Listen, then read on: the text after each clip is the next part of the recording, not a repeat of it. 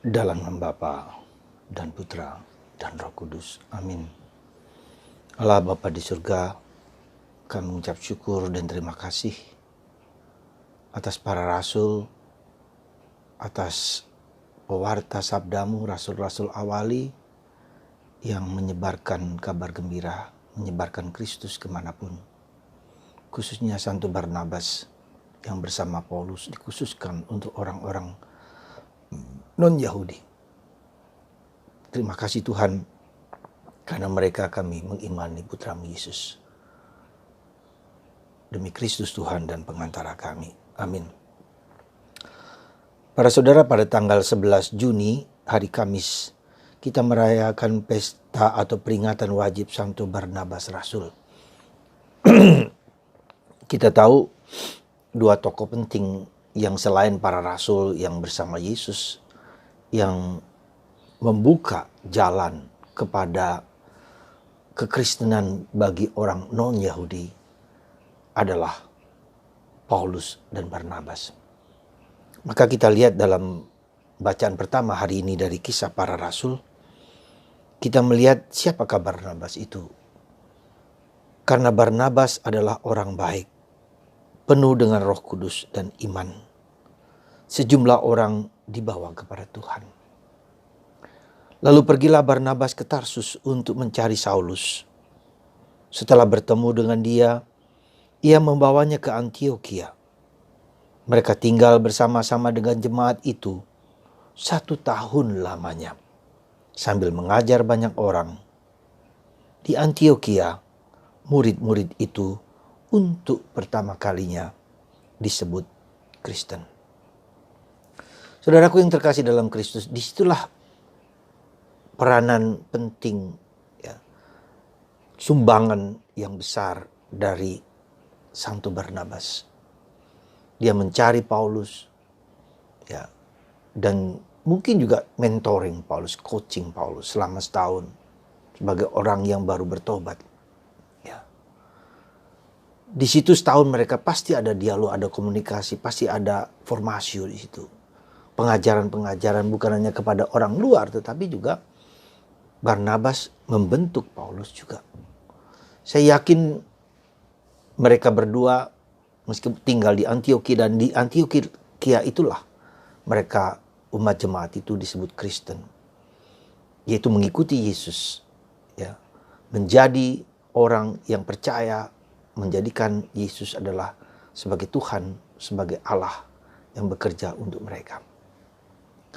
Dan yang menarik di situ adalah bagaimana peranan Roh Kudus di sini.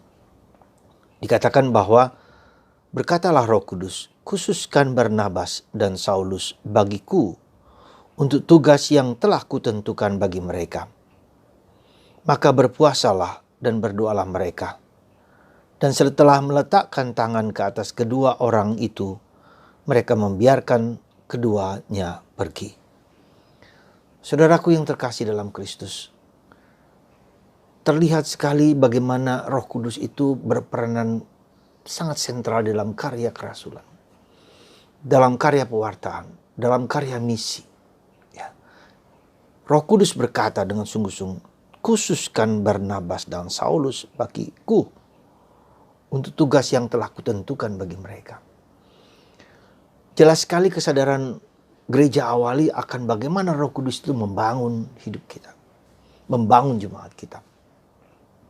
Maka kalau kita memperhatikan sekarang ketika gereja bertumbuh, menyebar dari Israel, Palestina sampai ke Roma dan seluruh Eropa, kemudian sampai menyebar ke Asia, ke Afrika dan seterusnya.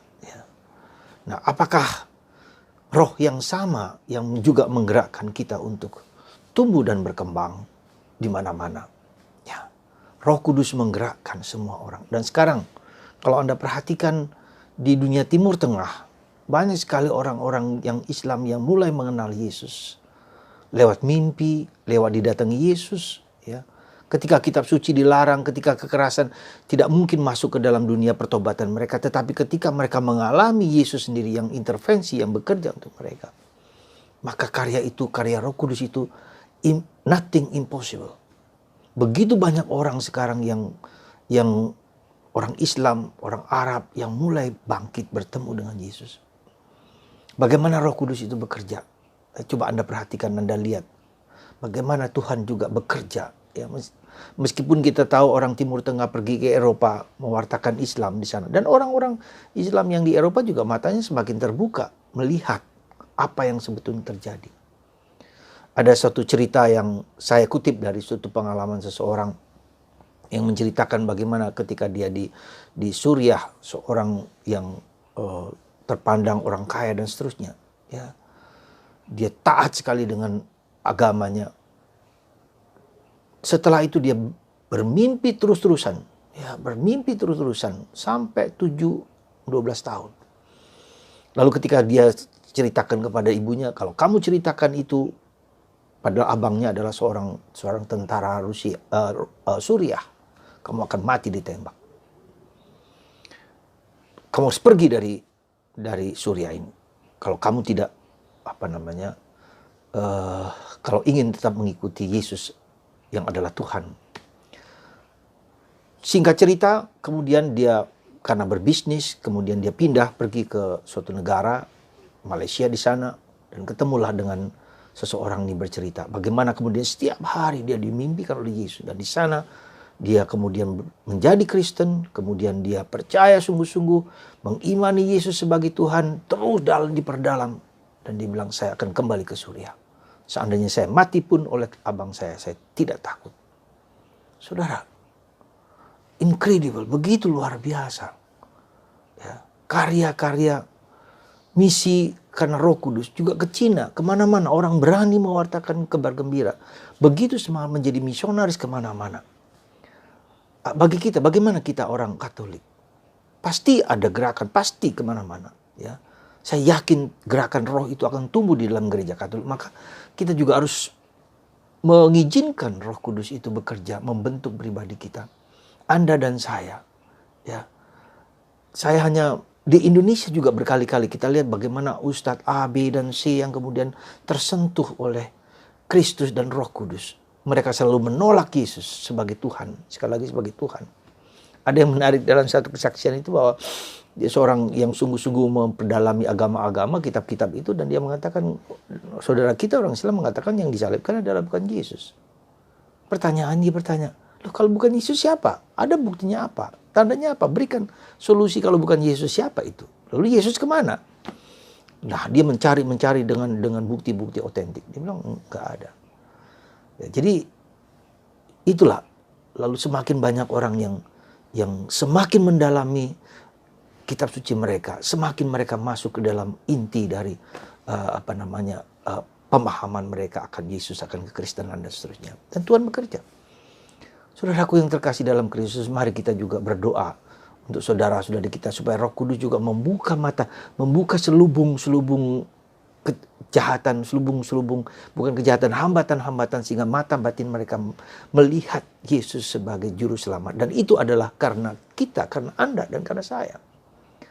Ya, Tuhan bisa bekerja seperti itu, tapi kalau kita sendiri tidak memiliki keyakinan kedalaman akan iman kita, bahwa apa yang kita miliki adalah sesuatu yang harus kita bagikan. Saya mengalami Kristus. Dan kita harus belajar kitab suci, meresapi kitab suci, memasuki kitab suci sendiri supaya mereka hanya tahu kalau ada kitab suci, ada bukti-buktinya. Rasionalisasi adalah sebagian dari bagaimana kita menjawabnya dengan penuh tanggung jawab seperti kata Petrus. Mereka akan minta pertanggungjawaban kita dan katakan itu dengan gentle, dengan penuh hormat, dengan penuh kebaikan. Saudaraku yang terkasih, mari kita mohonkan rahmat bahwa Anda, saya, ya, bukan hanya sekelompok orang yang dipanggil, Anda dan saya, kita semua orang Katolik, diberi tanggung jawab, diberi mandat. Maka dalam Injil hari ini, dalam Injil Matius, pergilah dan beritakanlah kerajaan Allah sudah dekat. Sembuhkanlah orang-orang sakit, bangkitkanlah orang-orang mati, tahirkanlah orang kusta, usirlah setan-setan. Kamu telah menerima dengan cuma-cuma, karena itu berilah dengan cuma-cuma pula. Pertanyaannya, apakah yang dikatakan Matius itu terjadi pada kita? Apakah kita sungguh-sungguh seperti kata Matius? Ya. Apakah kita bisa menyembuhkan orang kusta? Apakah kita bisa mengusir setan-setan? Ya. Apakah kita bisa membangkitkan orang mati? Bisa saja kita tafsirkan orang mati adalah orang yang tidak punya harapan, kita berikan semangat, bisa saja begitu. Tapi bisa jadi yang realitas itu. Sekali lagi, itu pertanyaan-pertanyaan yang menggelitik saya dan membuat saya berpikir, merenung, bertanya pada Yesus. Anda dan saya, mari saudaraku, semakin mencintai Yesus, harus semakin mencintai kitab suci. Semakin mencintai gereja sebagai alat keselamatan yang mau melanjutkan tugas Yesus di dunia. Ya, kitalah gereja itu. Tapi jangan sampai kita menjadi mandul. Jadilah rasul-rasul yang kuat di dalam tempat Anda masing-masing.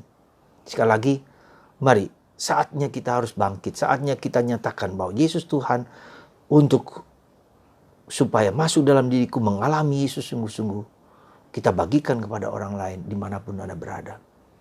Tugas ini tugas mulia, tapi penuh tanggung jawab. Mari kita jawab panggilan Yesus ini. Dan kita mohon Santo Barnabas untuk mendorong kita orang Katolik untuk berani, terutama kaum muda, terutama Anda semua, ibu, bapak, siapapun juga, ya, untuk memberikan kesaksian akan Yesus. Kecintaan, kedalaman hati yang membara untuk karya-karya kerasulan, karya-karya iman. Saudara, semoga Santo Barnabas menggerakkan kita untuk keluar dari diri kita sendiri. Untuk berani, tidak takut. Asalkan kita punya fondasi belajar sungguh-sungguh. Paulus bilang, panggilanku,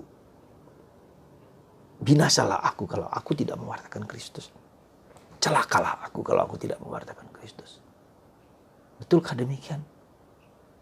Mungkin iya, mungkin tidak. Andalah yang dapat menjawabnya.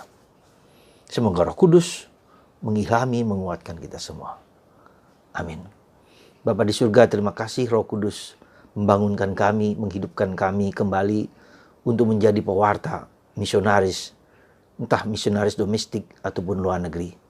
Doronglah kami sebagai ibu, sebagai bapak, sebagai siapapun untuk berkobar-kobar mencari Yesus. Karena Roh Kudus membangkitkan roh kami untuk tidak tinggal diam, tapi keluar membagikan Yesus. Terima kasih Tuhan. Semoga rahmat ini melimpah dalam diri kami semua. Berkat-Mu atas kami. Dan bagi Anda yang tidur, bagi Anda yang sakit, bagi Anda yang loyo, malas, lemah, dibangunkan kembali oleh roh Tuhan, roh Yesus. Berkat-Mu atas kami semua, dalam nama Bapa dan Putra dan Roh Kudus. Amin.